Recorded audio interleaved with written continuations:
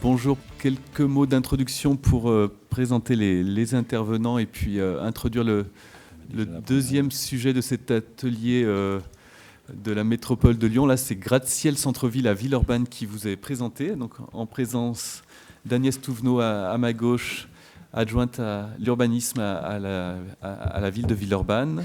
Nicolas Michelin, maître d'œuvre urbain sur ce projet Gratte-Ciel Centre-Ville. Et Cécile Bossière de la CERL, qui est le concessionnaire de cette opération d'aménagement, concessionnaire de la métropole, autorité concédante sur ce projet. Quelques mots du coup d'introduction pour resituer quelque part le projet Gratte-Ciel dans sa continuité historique, mais aussi géographique. C'est un projet qui se situe au cœur de Villeurbanne. Villeurbanne, donc 150 000 habitants, deuxième ville de la métropole de Lyon, qui en comptait la moitié moins quand le premier projet Gratte-Ciel a été mis en place dans les années 30, il y a un siècle. Et vous allez voir des images assez spectaculaires de ce premier projet dans lequel on inscrit les pas et quelque part l'histoire de Villeurbanne.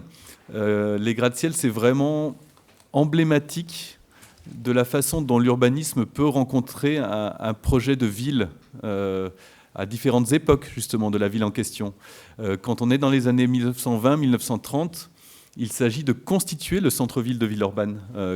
C'est l'enjeu de ce projet du maire et de Maurice Leroux. Vous allez en voir des images sur une axialité nord-sud qui d'ailleurs affirmait très fortement son positionnement perpendiculaire aux axes qui convergeaient vers Lyon. Il y avait aussi quelque chose de très affirmatif à la fois dans sa localisation, mais aussi dans son ampleur avec ces fameux gratte-ciel qui émergeaient au-dessus d'un tissu de faubourg dans les années 30. Là, on se retrouve un siècle plus tard.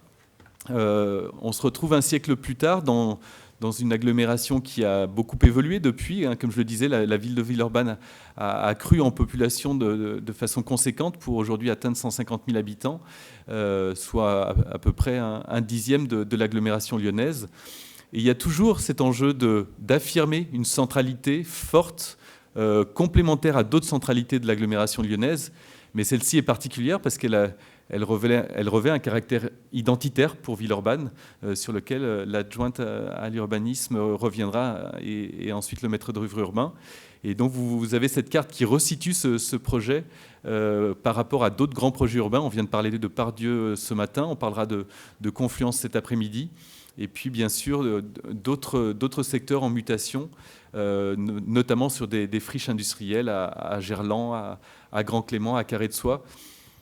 Au gratte-ciel, c'est un peu comme Pardieu tout à l'heure, on n'est pas sur des friches industrielles, on a quand même heureusement des mutabilités foncières disponibles grâce à des équipements publics qui sont déplacés, grâce à des terrains dont on a réussi à dégager des capacités constructibles, mais on se trouve en centre-ville et la question c'est comment au XXIe siècle on fait centralité par rapport aux nouvelles problématiques qui se présentent à nos villes aujourd'hui, par rapport à ce qui a pu être fait il y a un siècle et comment on se projette dans cette centralité du XXIe siècle.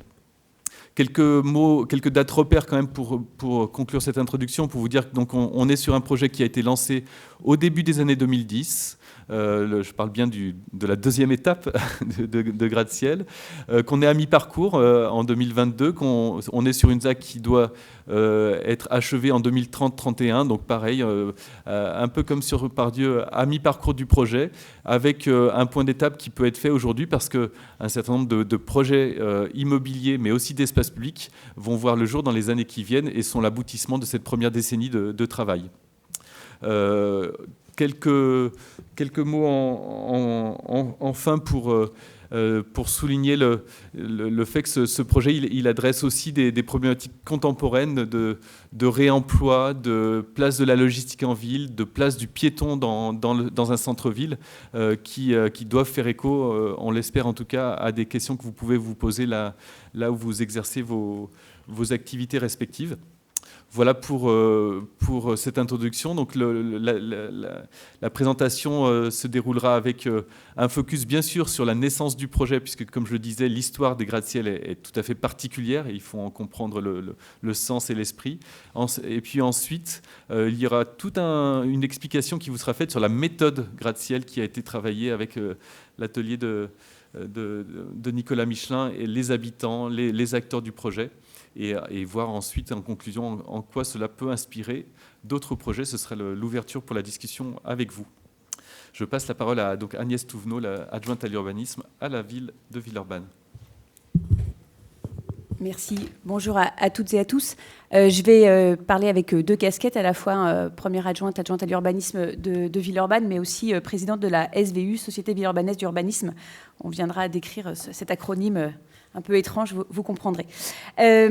Donc, Sébastien Chambre l'a indiqué, le projet de la ZAC gratte-ciel, il s'inscrit bien dans la continuité d'un projet urbain historique. 1920, quand le maire Lazare Goujon arrive à la tête de la municipalité, Villeurbanne, c'est 80 000 habitants et c'est surtout une ville ouvrière qui est... c'est surtout une ville ouvrière qui est constituée d'habitats insalubres, de grandes usines textiles et mécaniques qui sont déjà en forte déperdition. Et puis, c'est une ville qui est sans égouts, sans voirie. Bref, bon, c'est pas une ville très agréable à vivre. C'est aussi une ville dont le centre-ville est tourné vers une église et un petit espace public. Et puis, c'est une ville qui vit dans l'ombre de sa voisine lyonnaise. Et donc, c'est pour répondre un peu à ces trois défis que Lazare Goujon lance un très grand projet urbain pour construire une ville moderne qui soit à la hauteur de ses... Oui, merci. 80 000 habitants. Il parie sur un projet urbain qui... sur une très grande diversité de programmation. Je vais utiliser les termes actuels, on ne les utilisait bien sûr pas en 1920 quand il commence à bâtir ce projet-là. À la fois une diversité de programmation, un outil foncier qui est maîtrisé par la collectivité et un projet architectural qui est inspiré des gratte-ciel de Chicago, mais Nicolas Michelin en parlera bien davantage. Donc la diversité de programmation, c'est pour lui la condition de la réussite de fabriquer la ville, de fabriquer un véritable centre-ville. Et donc pour cela, il bâtit donc une mairie. Vous voyez, il y a un très grand beffroi qui est plus haut que celui de l'hôtel de ville de Lyon. Il y a un palais du travail qui regroupe un théâtre. Sous la cage de Seine, il y a une piscine. À droite du théâtre, il y a un dispensaire et à gauche, il y a le palais du travail qui venait défendre les tâcherons payés donc à la journée, à l'heure, à ce moment-là. Et donc, c'est autour de ces équipements publics qu'il fabrique la ville. Et puis, dans un deuxième temps, parce qu'il faut bien financer tout ça, il faut des logements. Il construit donc des logements et donc va vendre les logements. Et il va constituer un outil public. J'y reviendrai. Donc le cœur du projet, c'est la fabrique du lien social, l'accès à la culture, l'accès à la santé. Et il a finalement une vision extrêmement moderne de la santé au titre... il écrit quasiment la définition de l'Organisme mondial de la santé, un état de bien-être physique, psychique et social. Les logements, 1400 logements, principalement des T2 et T1, 80% de T1, T2, qui sont des logements à loyer modéré, qui ont tous l'accès au chauffage central, la gestion des ordures ménagères, et les sanitaires. Et donc, c'est des logements qui sont extrêmement modernes pour l'époque, qui sont hauts en hauteur. Et vous voyez, il fait donc des gratte-ciel à la new-yorkaise à Villeurbanne. Le deuxième ingrédient, et qui fait vraiment la spécificité du projet, c'est qu'il crée donc une société d'économie mixte, qui ne dit pas encore son nom, puisque les sociétés d'économie mixte, elles ont été créées après-guerre officiellement, mais il y a des premiers décrets dans les années 26 qui permettent à des collectivités, à des communes, de prendre part dans une société privée. Et donc, il confie à cette société d'urbanisme, dans le cadre d'un bail amphithéotique, l'ensemble du foncier pour construire ces logements. Donc, en 3 ans, la SVU lève la totalité de son financement et donc construit ces logements. Aujourd'hui encore, la SVU est une société d'économie mixte avec la majorité qui appartient à la ville, puisque la ville est actionnaire à 70%. Et donc, c'est bien ces 3 ingrédients, un projet architectural, une diversité de programmation et un outil de maîtrise foncière qui est au cœur du projet de la ZAC des gratte-ciel. La diversité de programmation, alors c'est pas tout à fait original aujourd'hui puisque finalement l'ensemble des ZAC permettent un financement, une participation aux équipements publics, mais quand même on est sur une ZAC de 7 hectares et je vous cite la liste des équipements publics qu'il y aura, un lycée, un gymnase, une école, une crèche, un espace jeunesse, et puis également des services au public. Il y aura un cinéma, puisque les cinémas ne sont pas des services publics, mais des services au public. En tout cas, voilà, il y a une très grande diversité d'équipements publics. Le logement, c'est 60% du logement qui sera à prix maîtrisé, donc 40% qui seront propriétés de bailleurs sociaux. Et comme les politiques publiques du logement sont suffisamment solides, la ville a fait le choix, a imposé vis-à-vis de la métropole, qui était à l'époque pas tout à fait d'accord, mais maintenant ils sont tout à fait d'accord. Et c'est bien dans la filiation dans laquelle on s'inscrit, que l'ensemble de l'appareil commercial, donc des rez-de-chaussée commerciaux, des 16 000 m² de commerce, seront propriétés donc, de la société Villeurbanne d'urbanisme, donc dans le cadre d'une filiale constituée par la Banque des Territoires et la SVU. Et c'est vraiment un choix politique de ne pas laisser à des fonds de pension, à des fonds d'investissement, la maîtrise foncière économique, commerciale, comme le commerce comme étant finalement, le commerce de proximité comme étant un bien commun. 3 vertus de cette approche-là, c'est d'abord penser la commercialité du centre-ville dans une complémentarité et non dans une logique de concurrence. La SVU étant déjà propriétaire des rez-de-chaussée commerciaux de la partie historique, ça permet de penser une programmation à l'échelle, bien sûr, du nord et du sud, puisqu'on va doubler le centre-ville sur sa partie nord, mais également sur un centre-ville plus élargi, puisque aujourd'hui, le centre-ville, bien sûr, s'agrandit à fur et à mesure que la population grossit.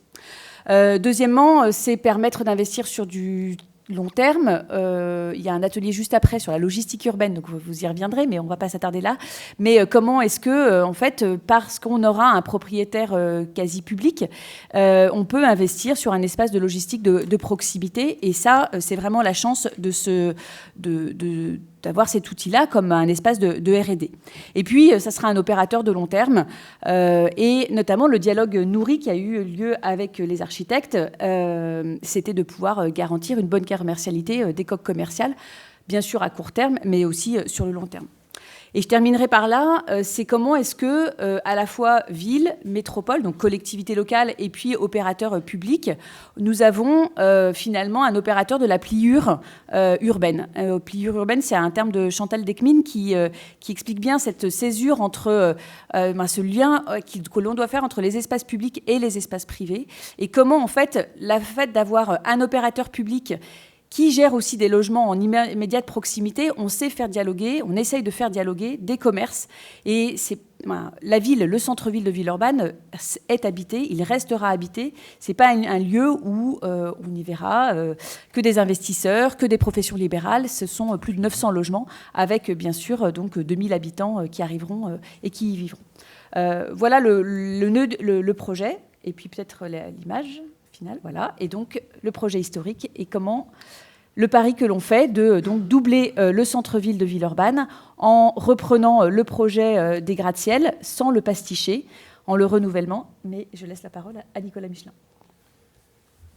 Oui, très bien, merci beaucoup. On va parler de ce projet qui se situe en bas de l'image, là, en prolongation des 2 grandes tours gratte-ciel qui sont à 60 mètres de haut, celles-là, qui finissent un peu la composition de Maurice Leroux. Quand on a affaire à ça, on dit souvent à l'agence ANMA, qui était en charge donc de ce projet, au niveau urbanisme, mais aussi un peu au niveau architecture, que c'est le site qui fait le projet. C'est-à-dire que aujourd'hui, on assiste un peu trop souvent à des réglementations, des capacitaires, c'est-à-dire la capacité maximum sur un terrain par rapport à un PLU, et puis on vient poser un bâtiment qu'on essaie d'empacter le mieux possible pour qu'il soit à peu près dans le contexte. Et à l'agence, ça fait très longtemps qu'on parle de ça. C'est le site qui fait le projet. Il n'y a pas d'autres éléments. C'est vraiment le contexte, cette espèce de sobriété par rapport à ce milieu urbain dans lequel on est. Donc là, nous, on part de ça. Donc vous allez me dire, c'est un sacré contexte. N'empêche qu'on a travaillé uniquement avec ça et pas avec des plots qui seraient imaginés aujourd'hui. Donc l'équipe, elle est assez étrange. Un tout petit mot sur Maurice Leroux, c'est un architecte complètement inconnu qui travaille dans une agence. Il n'est pas architecte, il a arrêté l'école à 14 ans. Il travaille dans un cabinet finalement d'architecture, il fait des métrages.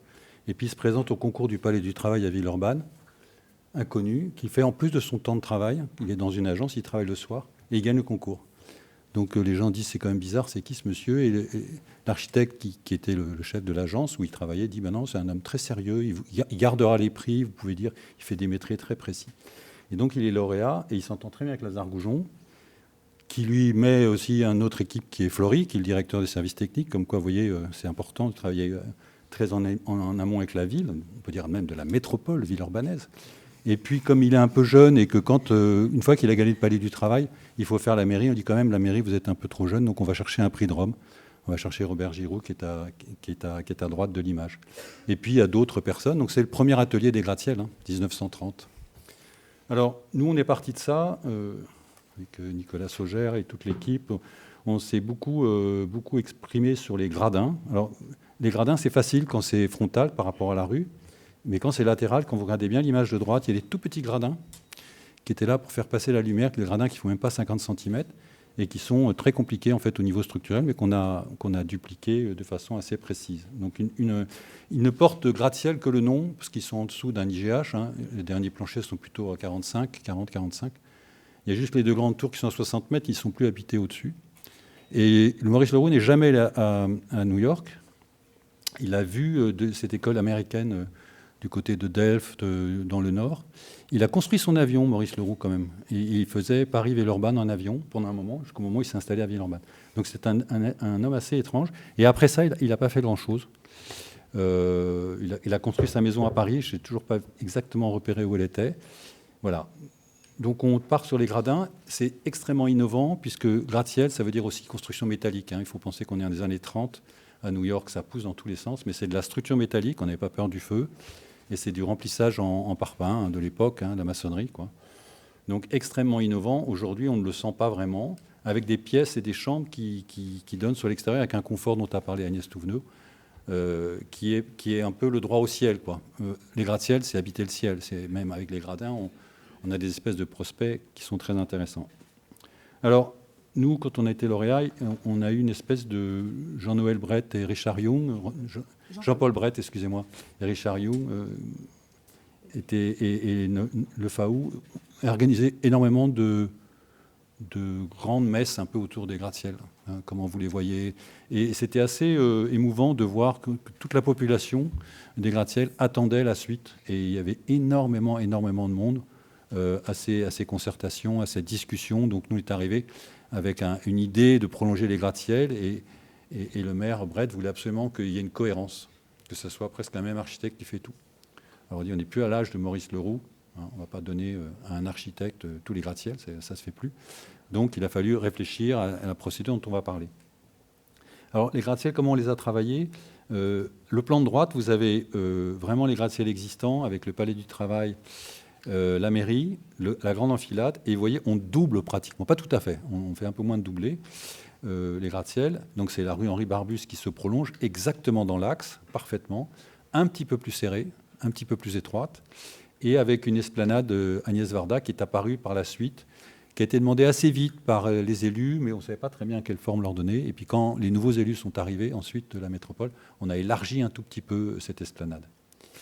Donc c'est une alternance, vous voyez le plan à gauche, c'est le plan guide qui a été présenté. Quand il y a une tour d'un côté, il n'y en a pas de l'autre côté. Alors vous avez ici, en haut, la partie gauche de l'image, c'est Maurice Leroux, donc avec des gradins de recul.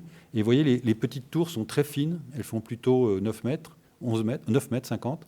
Et elles sont enchaînées les unes aux autres. Ça fait qu'on a des petites cours qui sont du coup pas très agréables en fait au fond de cour. Et puis nous, on n'a pas pris 9 mètres parce qu'on ne pouvait rien faire dans 9 mètres. Aujourd'hui, on ne va pas faire que des T2. Les promoteurs seraient peut-être contents, mais en fait non, on ne va pas faire que des T2.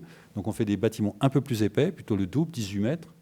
Et puis on ne les enchaîne pas. C'est-à-dire qu'on fait vraiment ce qu'on a appelé les bâtiments intermédiaires qui permettent à la lumière et au soleil de rentrer dans l'avenue des gratte-ciel. Donc vous avez bien la différence entre la composition d'origine de Maurice Leroux, qui est la colonne de gauche, et ce qu'on a proposé, et avec un alternance. Quand il y a un plot, en face de la rue, il n'y a pas de plot, c'est intermédiaire, de façon à jouer le maximum de droit au ciel. Le gros enjeu a été d'intégrer des parkings là-dedans. Donc on a fait un parking silo invisible, assez compliqué à réaliser. Les architectes, vous allez voir toutes les formules qu'il y a eu. Donc on a un silo à un moment, et puis on a quelques parkings au sous-sol, mais qui sont peu nombreux, qui sont plutôt pris dans la fondation. Et puis sur le toit, entre les gratte-ciel, c'est végétalisé au maximum. Vous avez compris que ce n'est pas un grand parc urbain qu'on fait, c'est plutôt de la densité aimable, on va dire. On peut parler de ce sujet qui est un sujet extrêmement important. C'est un sujet dans lequel on assume la densité. Et donc on aboutit, après un an et demi d'études, à cette image qui va partir un peu à la concertation, mais qui va partir aussi à l'appel d'offres. Donc vous avez une diversité. On voit qu'il y a une tour d'angle qui apparaît, qui est un peu plus haut, en réponse aux deux tours qui sont à droite, qui sont les tours de Maurice Leroux. Une tour qui s'est voulue dernier plancher à 50 mètres, plus la lanterne, donc on affleure les 58 mètres. Et les autres qui sont plutôt 40, 41, quelques fluctuations d'auteur, des hiérarchisations entre les tours d'angle, les tours qu'on a appelées arrière, qui ne sont pas sur Henri Barbus, des Barbusiens, tout un vocabulaire qui est apparu dans ces ateliers. Et puis la deuxième image, c'était, là on est dans l'axe, et vous voyez le bureau du maire, on va dire au fond, la mairie, puisqu'il est vraiment dans l'axe. Et l'idée qui est timide encore sur cette image, mais qu'on puisse accéder en haut des gratte-ciel, comme si chaque immeuble, chaque habitant a le droit, presque le devoir, j'allais dire, d'aller de temps en temps prendre un café sur le toit de son immeuble. Alors on m'a toujours dit ça ne marchera jamais. Hein, tous les gens vous disent non, mais ça ne marche pas. Ça va se terminer avec un cadenas et une grosse clé. Eh bien non, à Villeurbanne, on se battra jusqu'au moment où on remettra les clés, et les promoteurs remettront les clés, pour qu'on puisse aller là-haut. C'est la fierté d'habiter au gratte-ciel, d'habiter dans sa tour, entre guillemets. Ce n'est pas une tour, hein, encore une fois. Mais en haut, vous allez voir, c'est les projets. On a demandé de faire des rooftops, comme on dit, pas un très joli mot, à tous les architectes. Donc maintenant, toutes les tours sont couronnées avec ces rooftops et dialoguent entre eux. On peut avancer ? Ben oui, j'en ai parlé un petit peu, c'est-à-dire comment faire en sorte, la cohérence, comment faire en sorte qu'on est dans les pas de Maurice Leroux avec ses gradins, ses colorations, ses percements, mais qu'on ne fait pas un pastiche, vous l'avez très bien dit. Et à la fois, nous, on voulait quand même pas un pastiche, donc une espèce de travail architectural qu'on pressent un peu ici. On n'est plus dans les gratte-ciel de Leroux, vous voyez bien dans cette image-là, mais on voulait des différences. Et les élus, au départ, ne voulaient pas trop de diversité. Voilà. C'est à ça qu'a servi les ateliers. En fait, chaque architecte a voulu s'exprimer par rapport à la fiche de l'eau, sans s'en écarter trop, parce qu'il n'avait pas le droit, mais comment ils étaient arrivés à mettre sa marque quand même pour avoir une diversité de logements. On a même introduit des couleurs, vous le verrez peut-être tout à l'heure, dans ces gratte-ciel. C'est la même couleur que les gratte-ciel existants en façade extérieure et en profondeur, dans les loggias, dans les rez-de-chaussée, dans les intermédiaires, il y aura des couleurs. Alors pour ça, on a introduit une méthode sur laquelle on reviendra, qui s'appelle la méthode de l'atelier urbain, qui n'est surtout pas de donner la clé à la promotion, comme disent certains journalistes ce matin dans Le Monde. C'est exactement l'inverse. C'est-à-dire, c'est dialoguer avec eux, c'est travailler avec eux pour faire en sorte qu'on fasse du sur-mesure. Et le mot-clé de ces ateliers, ça a été le sur-mesure. Comment on fait du sur-mesure de gratte-ciel ? Je passe la parole. Merci. Je vais revenir d'abord sur la programmation parce que finalement, on ne l'a pas décrite. Donc, le nouveau quartier en face du quartier existant apporte 855 nouveaux logements de typologies très diverses. On a donc, comme le disait Agnès Touvenot, beaucoup d'équipements publics, sportifs, culturels et scolaires. On a des commerces en pied d'immeuble, donc il y aura 40 nouveaux commerces, 17 000 m², propriété de la SVU. Quelques bureaux, 5 000 m², donc ça, c'est pas énorme. Et des espaces publics majoritairement piétons. Donc c'est ce qu'on voit en hachuré. Donc il y a 2/3 de la ZAC qui est piétonne, avec des transports en commun structurants, donc un tramway et une piste cyclable double sens structurante, donc un peu comme le RER-V à Paris. Là, ça s'appelle les voies lyonnaises. Cette programmation a fait qu'on a ce qu'on appelle des macro-lots. Alors, le nom n'est pas très joli, mais en fait, chacun de ces macro-lots qu'on voit ici en couleur fait plus de 20 000 m² SDP. Donc c'est assez énorme et ils vont être réalisés de façon concomitante. Donc on va avoir des chantiers concomitants et on a eu une conception concomitante, ce qui nous a entraîné à avoir un mode de consultation et ces ateliers avec toutes les équipes de ces macrolos. Donc d'abord, la consultation a été très spécifique et on aime insister dessus parce que ça a vraiment apporté beaucoup au projet. On a séparé la consultation des promoteurs et des architectes, avec des promoteurs qui ont répondu seuls, sans architecte et sans dessin, sur la base de la programmation, des prix et d'innovation qu'on leur demandait sur certaines thématiques. En parallèle, on a lancé une consultation pour les architectes, où ils devaient répondre en groupement de 3 agences, avec 2 agences expérimentées et une jeune agence. Et ils devaient répondre sur leurs moyens, sur leur organisation et sur leur compréhension du projet gratte-ciel. Sur cette base, on a fait une présélection de 3 promoteurs par macrolot qui ont pu faire une audition et on a sélectionné en septembre 2019 un promoteur par macrolot. Et en parallèle, on a sélectionné 12 groupements d'architectes qui ont dû faire un nouveau dossier avec là des intentions et des détails pour le projet. Donc on leur demandait tous les mêmes. Alors il y avait un plan d'appartement, un balcon, le lien au ciel justement, les façades. Et on leur demandait de ne rien dessiner de spécifique pour le projet. Ils devaient prendre des détails qu'ils avaient déjà mis en œuvre dans d'autres projets ou même des détails qu'ils avaient vus sur d'autres bâtiments qui n'étaient pas d'eux. À partir de là, on a sélectionné 6 équipes avec les promoteurs qu'on avait sélectionnés entre-temps. Donc ils ont participé à la sélection entre 12 et 6. On les a vus à l'oral. Les promoteurs étaient là et donc chaque promoteur a pu choisir le groupement avec qui il souhaitait travailler. Donc un mariage non forcé, n'est-ce pas? Parce que ça a posé question aux promoteurs de répondre sans architecte et à la fin d'avoir des équipes qu'ils n'avaient pas choisies dès le départ. Nous, on a beaucoup apprécié la méthode parce que ça a permis beaucoup plus de diversité et que les promoteurs n'amènent pas toujours les mêmes. Et par ailleurs, ça a permis que les architectes aient plus de force dans les groupements puisqu'ils étaient soutenus par la collectivité et l'aménageur. Et on a ressenti ça là jusqu'au dépôt du PC où les architectes se sentaient plus légitimes à tenir tête parfois à leurs promoteurs. Et à la fois, les promoteurs finalement ont apprécié les groupements retenus. Donc ça s'est bien passé. Donc à la fin, on a eu 3 groupements avec 3 promoteurs différents, 9 agences d'architecture différentes, 3 bureaux d'études développement durable et des paysagistes qui sont communs aux 3 groupements. On a demandé aux promoteurs de se mettre d'accord sur un groupement pour que le paysage soit vu de façon globale sur le projet. À partir de là, on a commencé le travail en atelier. Donc l'atelier est constitué du cœur de l'atelier avec les 2 collectivités, l'aménageur et l'urbaniste en chef.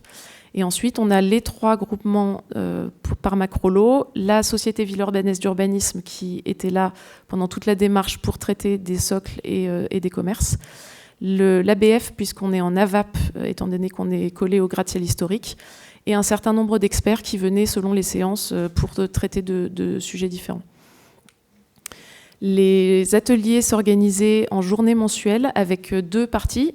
Le matin, une séance plénière qu'on voit ici, où on était une 50aine. Donc il y avait les 3 macrolos, il y avait tout le monde. Les 3 macrolos, les experts, la maîtrise d'œuvre des espaces publics. Et donc là, on partageait des thématiques. Au début, on partageait des thématiques communes. Donc par exemple, les logements, les terrasses, les socles, la logistique, le réemploi, les matériaux. Donc on partageait ces thématiques. Le cœur de l'atelier portait ses ambitions, rappelait les objectifs du CPA-UPE et ensuite chaque équipe devait dire quelles étaient leurs intentions sur ces sujets-là. Ça permettait d'avoir un partage global. Et ensuite, l'après-midi, on se retrouvait avec des séances par macrolot, donc 1h30 où il y avait l'équipe de chaque macrolot et tout le cœur de l'atelier. Et là, c'était plutôt les architectes qui parlaient de l'avancement architectural de leur macrolot. Et c'était très intéressant parce que les équipes n'avançaient pas de la même façon et donc ça permettait, on voyait les 3 équipes tous les après-midi et ça permettait de prendre des choses intéressantes dans certains groupes, le donner aux autres et de permettre cette cohérence d'ensemble justement pour que chacun n'avance pas tout seul de son côté. Quand on a plus avancé, on a arrêté de parler de thématiques globales le matin et c'était plutôt les architectes qui présentaient leur avancement aux autres équipes, ce qui permettait à toutes les équipes d'avoir une vision globale. Et ça, c'est pour l'anecdote, mais donc on a commencé ces ateliers en novembre 2019. Donc en mars 2020, on a dû se mettre très vite à la visio. Donc c'est devenu normal depuis, mais on n'a jamais arrêté les ateliers. En fait, on a fait de la visio très rapidement. Et ensuite, on a partagé selon l'intérêt d'être en présentiel. On a fait présentiel ou visio. Donc, ces ateliers ont permis de discuter de beaucoup de sujets et justement de rechercher cette diversité dans la cohérence qui était souhaitée dans le projet. Il y a des sujets qu'on avait prévu d'aborder au départ qui n'ont jamais vraiment abouti, d'autres qu'on n'avait jamais évoqués au début et qui ont surgi parce que c'était l'opportunité, qu'on avait les bons acteurs. Donc là, on ne va pas tout vous présenter, mais on a décidé de vous présenter 3 exemples de ce que l'atelier a pu apporter par rapport à une méthode classique de concours qui ne nous aurait pas permis de faire bouger le projet.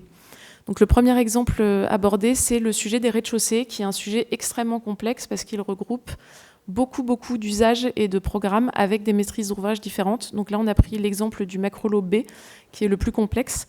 Donc ça, c'était le plan guide. On a donc le parking public en silo, donc propriété SVU pour les commerces. On a des cellules commerciales en rose, dont la locomotive commerciale qui sera un monoprix, 2600 m² quand même. On a un espace de livraison, le cinéma et un pôle jeunesse. Donc ça fait beaucoup de programmes au même endroit. Quand les architectes sont arrivés, ils ont tout de suite proposé de mettre un patio parce qu'il n'y avait pas du tout de pleine terre. Donc ils ont proposé un patio pour retrouver de la pleine terre et de la lumière naturelle à l'intérieur. Le monoprix, en fait, c'est un peu insurgé parce qu'ils voulaient avoir une façade sur la place principale. Ils trouvaient qu'ils étaient un peu relégués à l'arrière du quartier. Donc les architectes ont proposé une nouvelle configuration où l'équipement pôle jeunesse passait sur la rue adjacente, ce qui n'a pas du tout plu à la ville. Donc il y a eu beaucoup de discussions. Par ailleurs, on a entre-temps transformé l'aire de livraison pour le monoprix en espace logistique de proximité parce que de nombreuses discussions sur la logistique urbaine ont eu lieu en parallèle avec des groupes de travail pour se demander comment on pouvait éviter que les camions rentrent dans le quartier. Donc là, l'idée, c'était que les camions rentrent ici et soient déchargés sur des vélos qui ensuite livreraient les commerces. Donc ça faisait beaucoup d'espace, donc je crois 1000 m² pour un espace de logistique. Donc on a réduit le parking. Donc c'est beaucoup de discussions qui ont cours en général dans les projets, mais là, on n'aurait jamais réussi à avoir un plan masse aussi abouti à la fin et où tout le monde est content à la fin, à peu près. Disons qu'on a trouvé le meilleur compromis. On n'aurait jamais réussi si on n'avait pas eu cet espace de dialogue global qui a permis également de travailler en parallèle les façades. Donc là, c'est le même macrolot. Et on voit en fait ces façades commerciales de ce rez-de-chaussée vivants et actifs avec tous ces programmes à l'intérieur qui soit sont assez fondus dans le sens où il faut qu'il y ait une continuité des rez-de-chaussée pour qu'il y ait une cohérence globale du quartier, tout en n'ayant pas un effet socle et tout en faisant ressortir les équipements publics qui ont une identité particulière. Le deuxième point, c'était garantir la cohérence dans la diversité des façades. Il faut souligner le travail incroyable qu'ont fait les architectes et les promoteurs aussi, parce qu'ils ont quand même été chaque fois dans toutes les réunions et dans tous les équilibres économiques. Là, c'était le parking avec ANMA, DND et FAI. Là, on va regarder un autre îlot, qui est le lot C, avec Ardelles-le-Bihan, Érose et plage arrière. Ça, c'est le premier jet après sur la fiche de l'eau. Voilà comment ils ont réagi. Donc des critiques à la fois de l'atelier, mais aussi des élus. Ils regardent ça, on a des retours assez précis, donc un peu trop exosquelette, un peu trop froid, un peu trop. Donc on passe à une phase beaucoup plus blanche où on dit on voudrait que toutes les couleurs, et l'ABF a été très présente sur tous les ateliers. Donc on voudrait une même coloration, on voudrait retrouver de la verticalité dans les ouvertures. Donc il y a des petits échanges. Il faut souligner le travail de Nicolas Saugère d'ANMA qui n'arrêtait pas de faire des comptes rendus à plusieurs entrées, avec des tableaux, avec des échanges avec Cécile. Je vous assure que ce genre de travail est impossible dans un travail d'urbanisme classique. Bon, après, on voit la légère différence des rooftops qui sont apparus là-haut, dont on n'a pas beaucoup parlé encore, mais vous les voyez. C'est des espaces où on peut accéder. Et puis les entretours avec la qualité, tout d'un coup, du bois qui apparaît. Donc les architectes, Ardelles-le-Bihan, Érose et plage arrière proposent que les intermédiaires, c'était entre les tours, soit des logements avec des grandes loggias en bois. Donc ça amène une matérialité, ça nous fait réfléchir. On dit peut-être que tous les entretours échappent complètement à la règle des gratte-ciel. Et ce qui est important, on ne l'a pas dit, pour nous dans ce plan de gratte-ciel, c'est la rue. Maurice Leroux, pourquoi ce projet est une réussite par rapport à nos grands ensembles à l'extérieur des villes? C'est parce que Leroux parie sur la rue, alors que Le Corbusier, la Charte d'Athènes et tout le mouvement moderne dit la rue ne doit plus exister. Vous savez, il Il y a des espaces piétons, des espaces voitures, et puis tout ça dans un parc. Et ça flotte, c'est le principe même de la modernité en architecture. Et Le Roux, lui, s'appuyant aussi sur l'exemple de Chicago et de New York, il préconise la rue. Donc l'adressage sur la rue est très important. Et là, on voit l'importance de l'adressage, c'est-à-dire que les tours descendent jusqu'en bas. Mon prédécesseur avait fait plutôt un socle avec tous les commerces, comme une grande surface, et puis les tours étaient posées dessus comme des plots un peu libres. Là, on a fait une composition urbaine qui est un peu courageuse, c'est-à-dire qu'on dit on adresse la tour, elle descend jusqu'en bas, et l'entretour, c'est encore une autre architecture. Et on voit comment ça évolue. Les rooftops et les couronnements sont... Il y a un étage qui est apparu en plus, je ne sais pas si vous l'avez vu, ça a été vite, mais tout d'un coup, on se dit, tiens, on peut peut-être autoriser à cet endroit-là, RSH, à monter un niveau de plus. Ça serait intéressant par rapport à la place. Enfin, il y a tout un travail assez subtil. Et ensuite, on travaille un peu sur la colorimétrie pour arriver. Donc, on est à l'atelier 15, je crois que c'est à peu près juste au niveau du numérotage. De mois en mois, on arrive petit à petit à faire ça. Alors, je ne vous dis pas que les architectes sont complètement contents du temps que ça prend. En tout cas, ils sont constants sur la qualité. Je ne suis pas sûr que les promoteurs soient aussi contents sur le temps que ça prend. Mais en fait, finalement, on arrive à un PC qui est partagé et non pas un PC qui serait sujet à des recours, à des avis, à des trucs qui traînent pendant 6 mois, 1 an. On voit des instructions qui n'en finissent plus, avec des refus de permis, des nouveaux permis, des permis modifs. J'espère que là, on est plutôt quand même assez calé et que finalement, on arrive à une architecture qui est homogène. Vous voyez, d'une tour à l'autre, elles ont fini par se ressembler. Mais nous, on regarde aussi le lot qui est en face, le lot B, et le lot A aussi. Et donc, il y a tout un travail entre tout ça. Donc, je ne vais pas vous faire jouer au jeu de cette erreurs, mais à chaque fois, ça change un petit peu. Et sur le macro-lot A, alors là, il n'y a que 2 images. C'est le macro-lot qui est animé par l'agence Vera, l'agence COSA et l'atelier 131. Donc, là aussi, il y a eu un énorme travail à faire qui n'est pas fini parce qu'ils viennent de déposer leur permis. Donc, on a encore quelques observations. Vous voyez la première idée de rooftop un petit peu imagée avec des allongements comme ça. Et puis, finalement, l'idée de retravailler sur des choses un peu plus simples en partie haute. Pourquoi aussi on trouve que les gratte-ciels sont très verticaux, c'est parce que les cages d'escalier qu'avait préposé Maurice Le Roux sont des cages d'escalier qui sont pratiquement extérieures, où il a des grands vitrages incroyables qui montent. Je ne sais pas si vous avez vu sur les premières images, on voit des grandes verticales qui montent et qui donnent énormément d'élancement.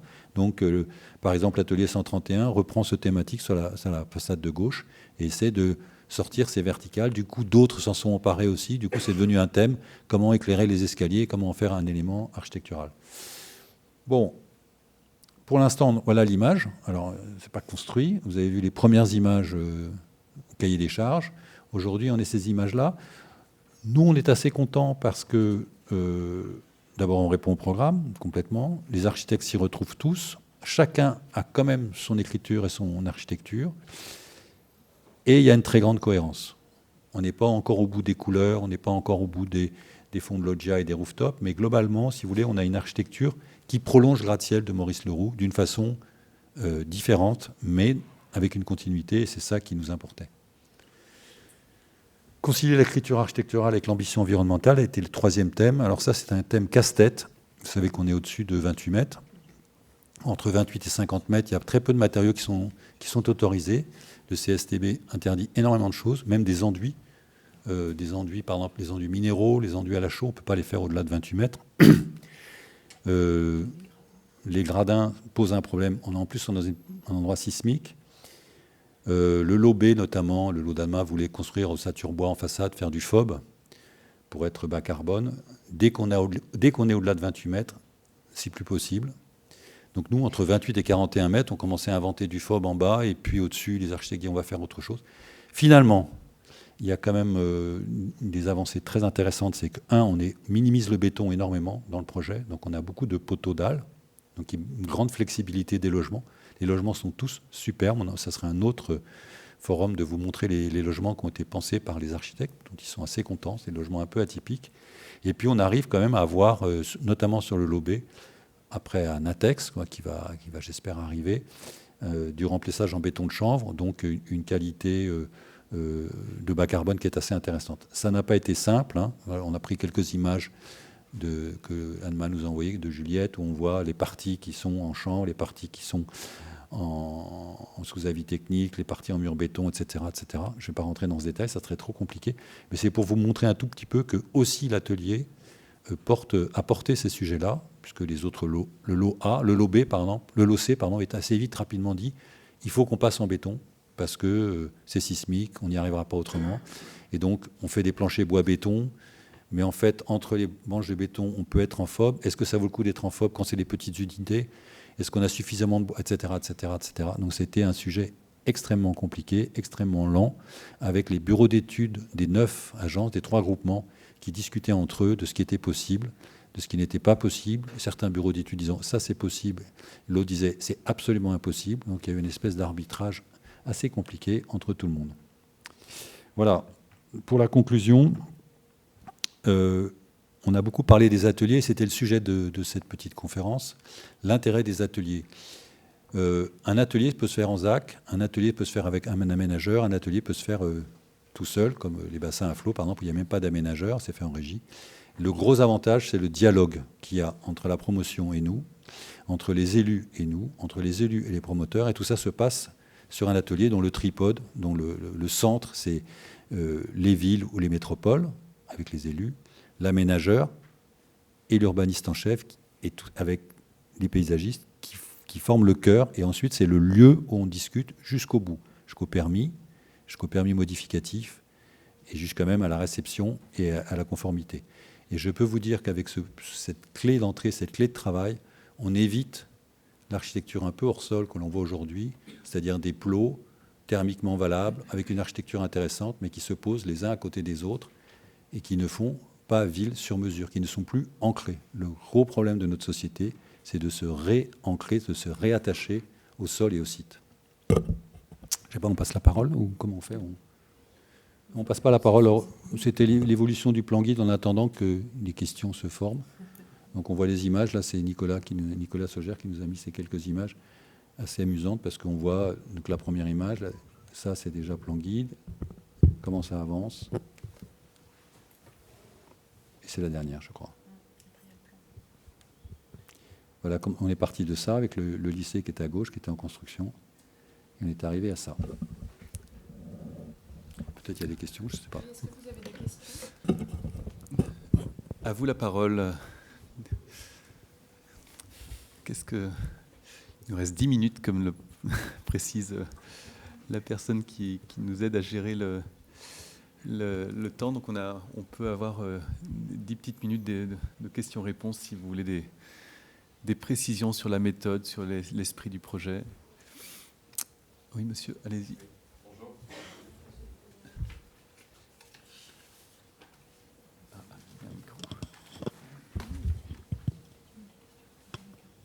Bonjour, Cyril Simon, promoteur immobilier.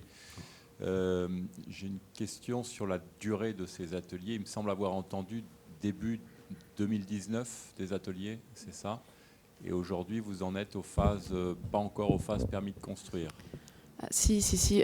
Alors, on a commencé en novembre 2019. On a mené les ateliers jusqu'à juillet 2020. Là, il y a eu les élections. Et donc, on a eu une pause dans les ateliers pour retravailler le projet urbain et donc l'élargissement des espaces publics avec les élus pendant 8 mois. Donc, il y a eu une pause. On a repris en mars 2021. Et on les a menés jusqu'à juillet 2022, sachant que les permis ont été déposés pas de façon concomitante, ils étaient plus ou moins prêts. Donc le macro-lot C a été déposé en décembre 2021, le macro-lot B en janvier 2022 et le macro-lot A en mai 2022. Donc là, le macro-lot C est délivré, le macro-lot B va être délivré et le macro-lot A, ça devrait être début d'année.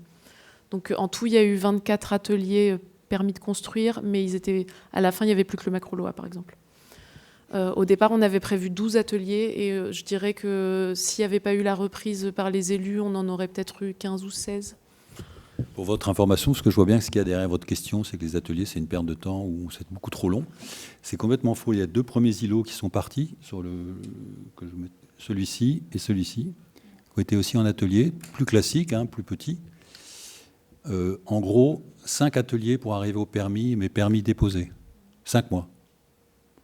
Je vous mets au défi de faire plus rapide avec une méthode classique, avec un concours foireux et un permis qui n'arrivera jamais à sortir parce qu'il faut tout optimiser.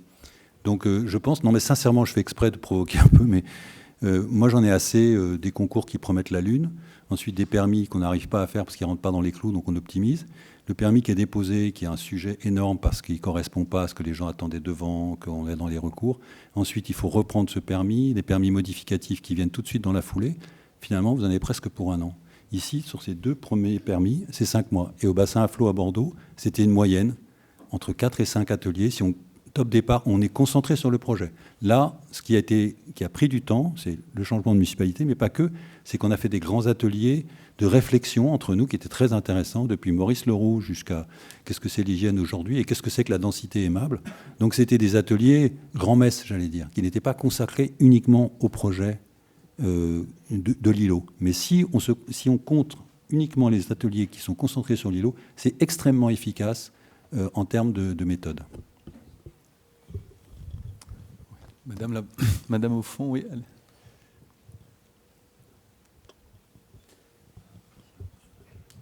Bonjour, Tiffaine Pénout, Pleine Commune Développement. Est-ce que les habitants avaient une place dans ces ateliers ? Oui, je vous ai montré des images au début. Les habitants ont eu une place au début de la formulation du projet. Ensuite, c'est un atelier ouvert, c'est-à-dire qu'on a travaillé avec des gens qui pouvaient venir. Dans les ateliers, en général, sont ouverts à soit à des porteurs de projets potentiels. Là, ce n'était pas vraiment le cas à Gratte-Ciel, mais quand vous avez une idée d'un rez-de-chaussée, quand c'est les artisans qui vont s'installer, excusez-moi, là je parle aussi d'un autre, le grand projet qui a été fait en atelier à Bordeaux, c'est un atelier qui est ouvert ponctuellement aux habitants, et dans les ateliers, on prévoit des créneaux. Régulièrement, on reçoit, pas tous les habitants en un champ, mais des associations et les représentants d'habitants. Mais quand on est dans la partie technique du faire, c'est sûr qu'on n'est pas un atelier ouvert aux habitants. C'est pas la ville concertée, on fait la ville tous ensemble en se tenant par la main. C'est plutôt, on fait la ville ensemble avec tous ces intervenants. Et ensuite, il y a une très très grande écoute, une très grande attention au contexte et au site. C'est pour ça qu'on vous a montré ces grandes images au début de ce qu'attendaient les habitants.